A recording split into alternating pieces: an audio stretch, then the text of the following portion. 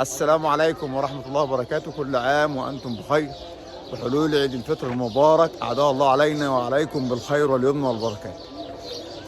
فيديو تهنئة للأمة الإسلامية والعربية عامة، والفيديو خاصة لأخواتنا المغتربين في جميع أنحاء العالم. ربنا يا رب يحقق أمانيكم ويرجعكم لأهاليكم يا رب بألف ألف ألف مليون سلامة، وكل عام وأنتم بخير. والله أكبر الله أكبر ولله الحمد.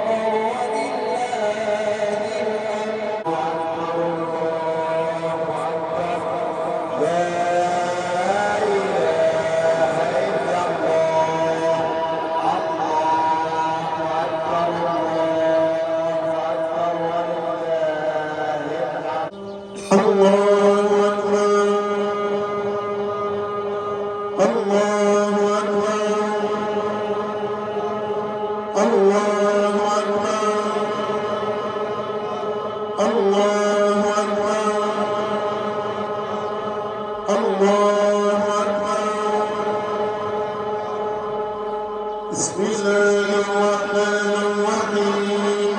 الحمد لله رب العالمين، الرحمن الرحيم، مالك يوم الدين، إياك نعبد وإياك نستعين، اهدنا الصراط المستقيم، صراط الذين أنعمت عليهم غير المغضوب عليهم ولا الضالين.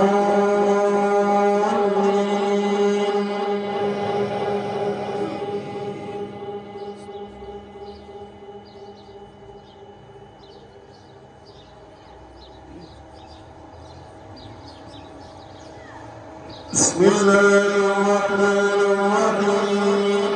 قل هو الله أحد الله الصمد لم يلد ولم يولد ولم يكن له كفوا أحد.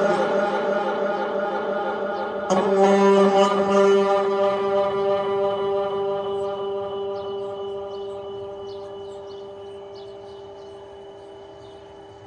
سمع الله لمن حمده.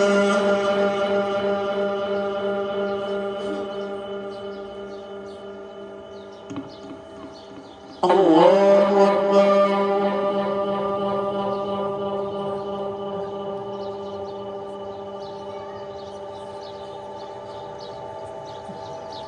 الله أكبر.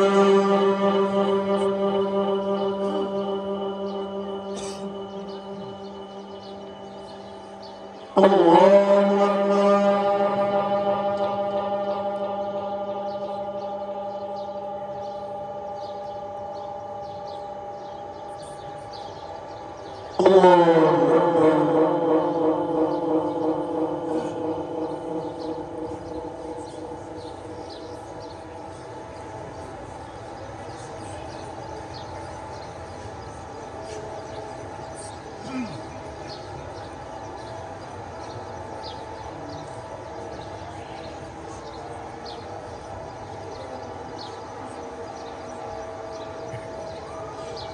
السلام عليكم ورحمة الله. السلام عليكم ورحمة الله.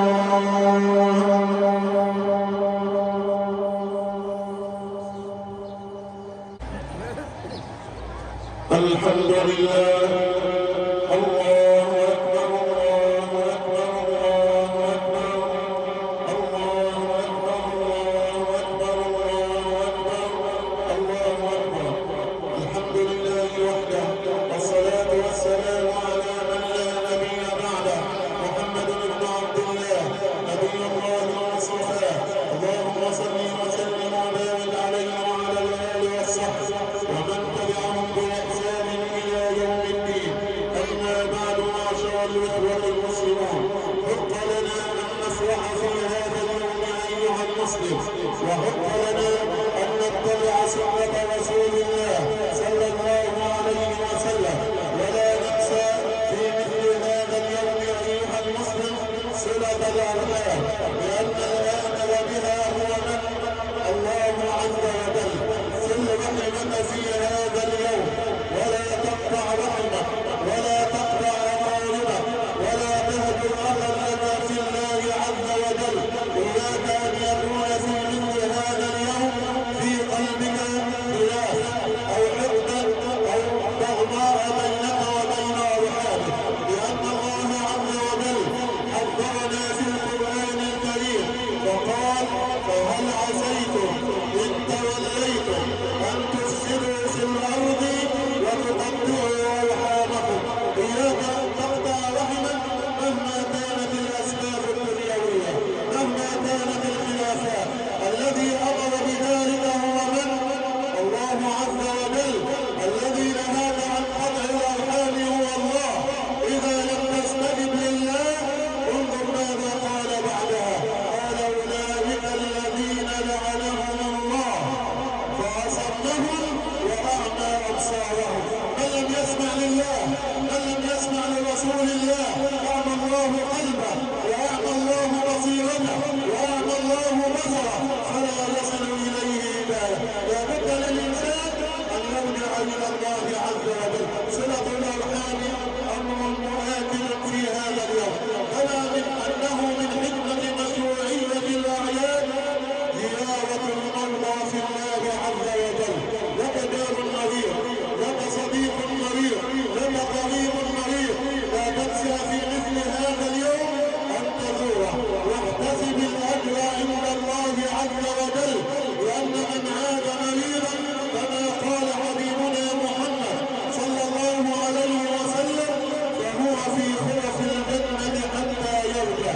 قيل: وما خلف الجنة؟ قال: بلاها، أي بساتين وأنهار من الله عز وجل لمن احتسب الأجر عند الله عز وجل. وذلك أيها المسلم لا ننسى أن يهنئ بعضنا بعضا بما ورد في سنة رسول الله صلى الله عليه وسلم. تدعو لأخيك المسلم ويدعو لك أخيك المسلم، تقول: تقبل الله منا ومنكم صالح الأعمال. لا تنسى مثل هذا. كذلك أيها المسلم في مثل هذا اليوم لا تنسى أيها المسلم أن تدعو لإخوانك المسلمين في مصر وفي فلسطين وفي كل أرض يذكر فيها اسم الله عز وجل. أسأل الله العلي العظيم رب العرش الكريم أن يحفظ بلادنا مصر